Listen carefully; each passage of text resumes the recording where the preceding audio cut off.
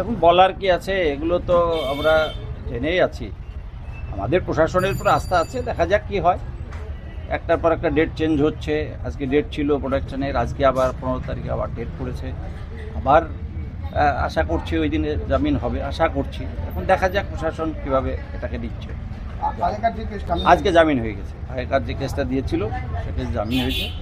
সব মিথ্যা কেসে ফাঁসানো হচ্ছে, তো এগুলো আমরা মনে করছি কিছুই নেই, কেসের মেরিটও নেই, কিছুই নেই। তারপরেও কেস দিয়ে একটা যেভাবে একটা বিড়ম্বনায় ফেলা, একটা অসুবিধার মধ্যে ফেলা বা একটা অসম্মান হওয়া, এটা ভালো লাগে না। এটা করছে একজন মুর্শিদাবাদ জেলা পরিষদের শিক্ষার কর্মাধ্যক্ষ, আর তাকে এইভাবে প্রশাসন বিভিন্ন কেস দিয়ে তাকে এইভাবে আটকে রাখা, এটা একদম অগণতান্ত্রিক এবং এটা সঠিক নয়। পালাবদলের পালায় এটা একটা অত্যাচার ছাড়া আর কিছুই নয়।